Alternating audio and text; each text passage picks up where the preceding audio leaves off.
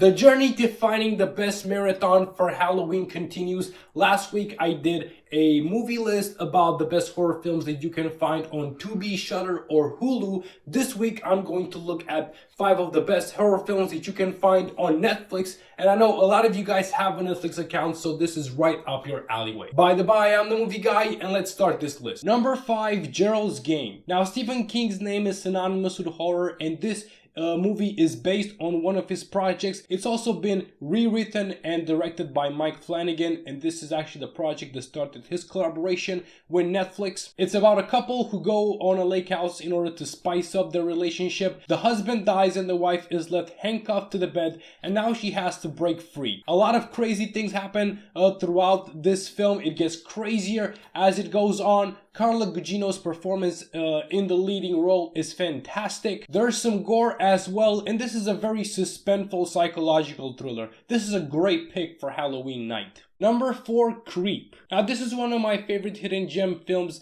and it's made by Mark Duplass, which is an indie darling. It's about a videographer who gets hired to film the last day alive of a dying man. However, the man starts behaving oddly, and he thinks that he might have been hired for an ulterior reason. Now, this is a very simplistic found footage film, but it does have panache. It's creepy as hell, just like the title suggests, and the amazing thing is that the cast sheet is only comprised of 2 names.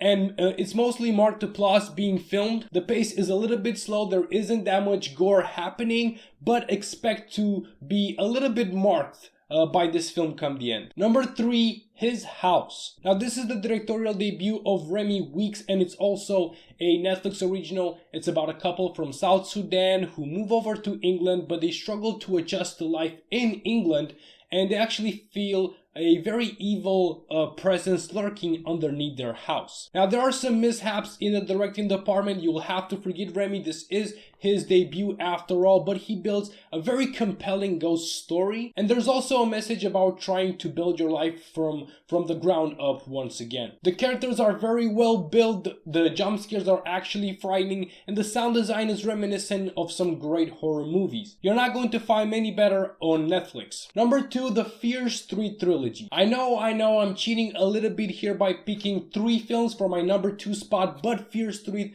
is one that needs to be experienced fully.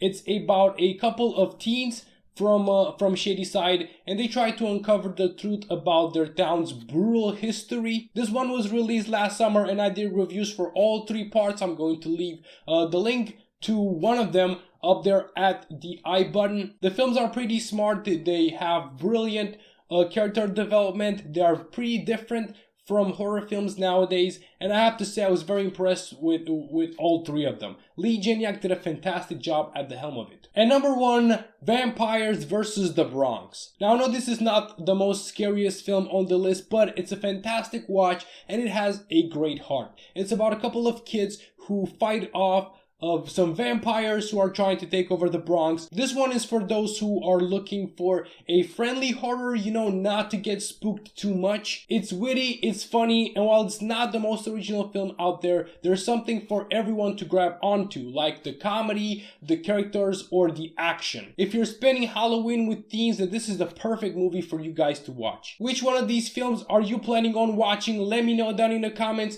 While you are there, press that like and subscribe button. Press the bell to get notifications every time my videos get uploaded. And until next time, keep on watching movies, guys.